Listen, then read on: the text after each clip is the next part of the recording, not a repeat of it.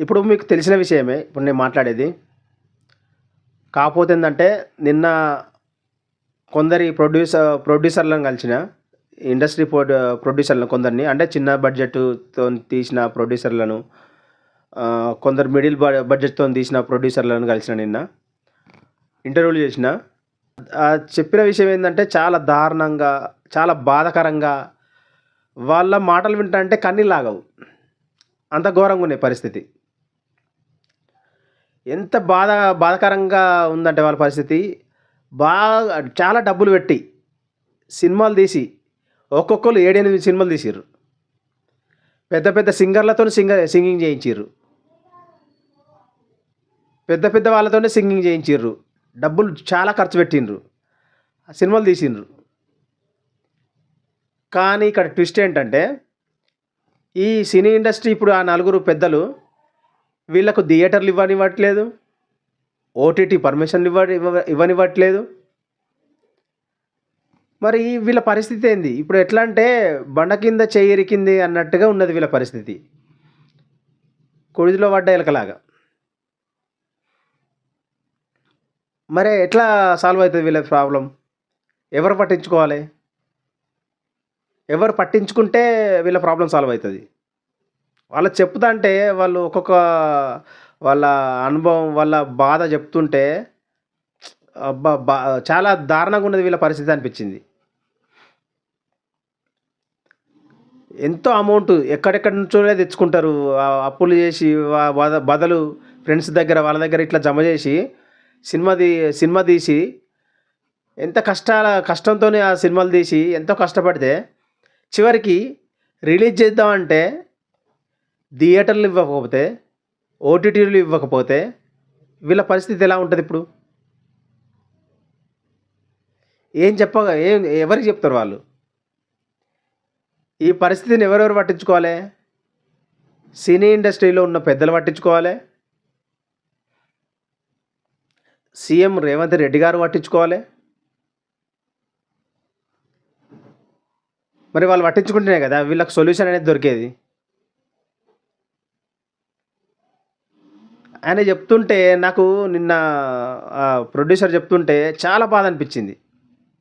ఎంత దారుణం అనిపించింది నాకు. లక్షలు, కోట్లు ఖర్చు పెట్టి సినిమాలు తీసి పెట్టిర్రు. 7, 8 సినిమాలు. ఒక్క సినిమా కాదు, 2 సినిమాలు కాదు. మరి ఎట్లా వాళ్ళ పరిస్థితి ఏంది? ఎవరు సాల్వ్ చేయాలి? రేవంత్ రెడ్డి గారు జర వీళ్ళని పట్టించుకొని, తెలంగాణ అని కాదు, ఆంధ్ర అని కాదు, అక్కడ ఉన్నారు, ఇక్కడ ఉన్నారు, బడ్జెట్ పెట్టి సినిమాలు తీసి రిలీజుకు పర్మిషన్లు థియేటర్లు లేక, ఓటీటీ పర్మిషన్లు లేక వాళ్ళు బోరుమంటున్నారు. ఎంత దారుణంగా ఉంది వాళ్ళ పరిస్థితి. అక్కడ సీఎం అయినా సరే, ఇక్కడ సీఎం అయినా సరే, అక్కడ సినీ ఇండస్ట్రీ, ఇక్కడ సినీ ఇండస్ట్రీ ఇప్పుడు హైదరాబాద్లో ఉంది కదా. వీళ్ళు పట్టించుకోవాలి. పట్టించుకుంటే ఇట్లాంటి వాళ్ళకు, చిన్న బడ్జెట్ సినిమాలకు కొంచెం ఛాన్సులు, అవకాశాలు వస్తాయి. వాళ్ళకు ఒక బ్రతుకుదేరు ఉంటుంది. వాళ్ళ ద్వారా ఇంకా వేరే వాళ్ళకు కూడా అవకాశాలు వస్తాయి. ఒక్కరే కాదు, దాని మీద ఆధారపడ్డ వాళ్ళు ఎంతమంది? ప్రొడ్యూసర్లే కాదు, యాక్టర్లు, చిన్న చిన్న క్యారెక్టర్లు, అందులో వర్క్ చేసే టెక్నీషియన్లు, ప్రతి ఒక్కరికి ఉపాధి ఉంటుంది ఇది. మరి ప్రతి ఒక్కరి ఉపాధి మీద నోట్లో మట్టి పోసినట్టే కదా. అవకాశాలు పోయినాయి అంటే ఇప్పుడు డ్రాప్ అయినట్టే కదా అవకాశాలు. ఇప్పుడు థియేటర్లకు వెళ్తే ఇంకో సినిమా తీయగలుగుతారు. థియేటర్కి వెళ్తుంది, మన సినిమాలు నడుస్తున్నాయి, అది ఫెయిల్ అవుతుందా, పాస్ అవుతుందా, అటర్ ఫ్లాప్ అవుతుందా, హిట్ అవుతుందా అనేది తర్వాత సెకండరీ. అది ఫస్ట్ థియేటర్లు కావాలి కదా. వాళ్ళకు డిస్ప్లే చేయడానికి ఒక థియేటరు లేదా ఓటీటీ ప్లాట్ఫామ్ అనేది కావాలి, సోషల్ ప్లాట్ఫామ్ అనేది కావాలి. మరి ఎవరికి ఆ అవకాశాలు ఇవ్వకపోతే మరి వాళ్ళది ఎట్లా? వాళ్ళ పరిస్థితి, వాళ్ళ డిస్ప్లే ఎలా చేయగలుగుతారు? పబ్లిక్లోకి వాళ్ళ సినిమాలు ఎలా తీసుకెళ్ళగలుగుతారు? దీని మీద కొంచెం దృష్టి పెట్టి మంత్రి గారు జర పట్టించుకోవాలి వీళ్ళను. ఎందుకంటే దాని మీద ఆధారపడి చాలామంది ఉన్నారు, కొన్ని వేల మంది ఉన్నారు. కొంచెం మీరు ఇటు సైడ్ దృష్టి పెడితే వాళ్ళ ప్రాబ్లం సాల్వ్ అవుతుంది. ఇండస్ట్రీ పెద్దలైనా సరే స్వార్థపూరితంగా లేకుండా జర అందరికీ తెలంగాణ ఆంధ్ర అని కాకుండా సమాన హక్కులు ఉండే విధంగా కొంచెం గుర్తించాలి. ఓన్లీ మా సినిమాలు నడవాలి, మేము మాత్రం డెవలప్ కావాలి అని స్వార్థపూరితంగా కాకుండా హంబుల్ రిక్వెస్ట్ వాళ్ళ తరపున ఈ మీడియా నుండి వాళ్ళకు ఒక సహాయంగా ఒక ఒక మంచి రిలేషన్తో మెయింటైన్ చేస్తే వాళ్ళు కూడా మీకు సపోర్టే ఉంటారు, మీ ఒకరికొకరు సపోర్ట్ ఉంటారు. హ్యాపీనే కదా వాళ్ళు కూడా, ఎందుకంటే వాళ్ళు కూడా కోట్లల్లో డబ్బులు పెట్టిండ్రు.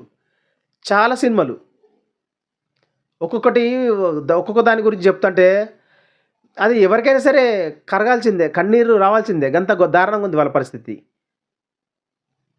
ఎవరు సార్ పట్టించుకునేది? మీరు కాకపోతే ఒక ముఖ్యమంత్రిగా ఉండి, ముఖ్యమంత్రులు అక్కడైనా ఇక్కడైనా,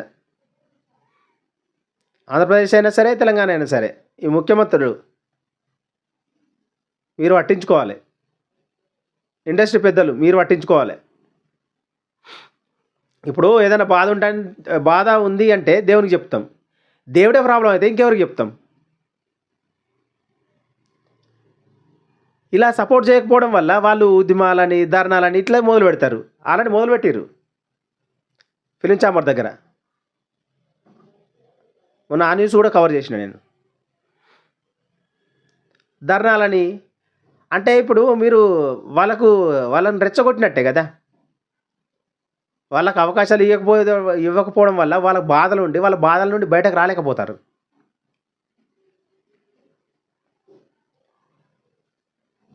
బాధ నుండి ఆ ప్రెస్టేషన్తో ధర్నాలు అవి ఇవి చేస్తూ ఉంటారు. దానికి కారణం ఎవరు?